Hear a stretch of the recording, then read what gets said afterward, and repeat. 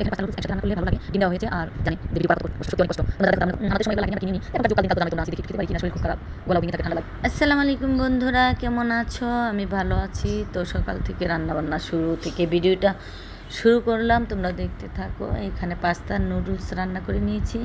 আমার ছোট ছেলে স্কুলে চলে যাবে, তাই ওকে টিফিন দিয়ে দিচ্ছি আর আমরা খেয়ে নেব। তো সকালের আরও কিছু কাজকর্ম ছিল, সেগুলো সেরে নিয়েছি। আর এখন বৌমাকে বললাম তুমি একটু বেড়ে দাও। তো এখানে পাস্তা নুডলস একসাথে রান্না করলে ভালো লাগে। ডিম দেওয়া হয়েছে আর গাজর, আলু এগুলো দিয়ে রান্না করেছি আর কি। তো এখানে আবার রান্না বসিয়ে দিয়েছি, খাওয়া দাওয়া করে আরও কাজ টাজ করে। তো আজকে মাংস রান্না করব, গরুর মাংস, ডাল, আর এখানে একটু শিং মাছও রান্না করব। আর এখানে রসুন কাটা হয়েছে, এটা গ্রাইন্ডার মেশিনে ব্লেন্ড করতে হবে। আর পেঁয়াজ কাঁচামরিচ কেটে টেবিলে রেখে দিয়েছি। তো এখানে আমার শাশুড়ি ঘুমিয়েছে।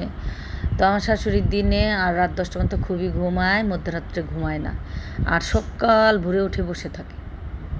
তো মুরব্বী মানুষের যে কাজ, উঠে হাত মুখ ধোয়, নামাজ কালাম পড়ে, তারপরে পান খায়।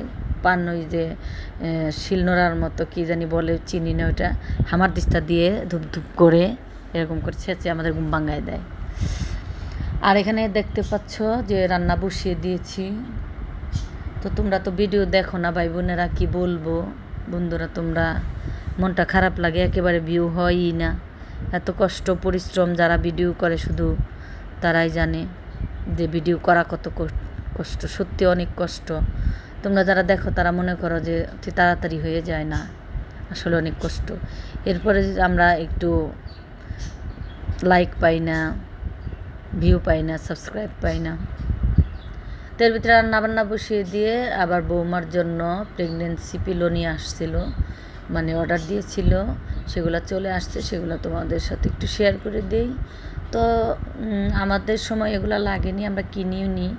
এখনকার যুগ, কাল দিনকাল তো জানোই তোমরা যে এখন সব কিছুই নতুনত্ব, যা মানে অনলাইনে দেখা যায় তাই আমাদের লাগে। তো এগুলো দেখতেও সুন্দর। আর বোমা আবার আমাকে এখান থেকে একটা ছোটো একটা পিলো আমাকে দিয়েছিল, আর আমার ছেলে একটা নিয়েছে, মানে আমি নিয়েছি ঘাড়ের নিচে দেওয়ার, আমার ছেলেও।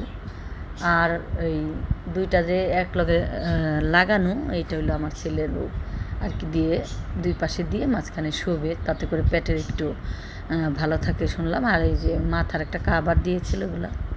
তো এখানে আবার মাংস রান্নার পাশাপাশি আমি বসিয়ে দিয়েছি শিং মাছটা। মনটা ভালো না, শরীরটাও ভালো না ইদানিং, এত গরমের মধ্যে একদম মুখে অ্যালার্জি উঠছে, জ্বর আসছে, আবার জ্বরে বমি বমি লাগে, মাথা ব্যথা প্রচুর, খেতেও পারি না। তো গরুর মাংসটা হয়েই গেছে, দেখতে পাচ্ছ, কথার বয়সেই বুঝতে পারছো যে আস্তে ধীরে কথা বলতেছি। আর শিং মাছ 8-10 পিস, একটু আলু দিয়ে ধনিয়া পাতা দিয়ে আমার জন্য, আর ডাল।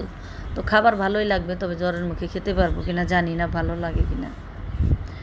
তো তোমরা যে যেখান থেকে ভিডিওটি দেখছো সবাইকে আন্তরিক শুভেচ্ছা, অভিনন্দন, ভালোবাসা রইল। তো তোমরা আমার ভিডিও দেখো, একটা লাইক দিও, একটা কমেন্ট করো ভাই বোনেরা। তো এখানে দেখতে পাচ্ছ আমি সুন্দর করে বেড়ে নিচ্ছি, খাওয়া দাওয়া করবো।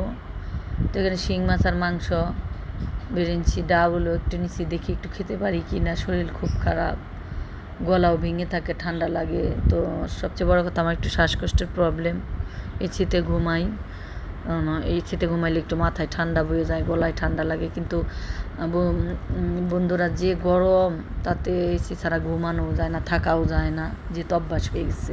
তো সবাই ভালো থেকো, টাটা।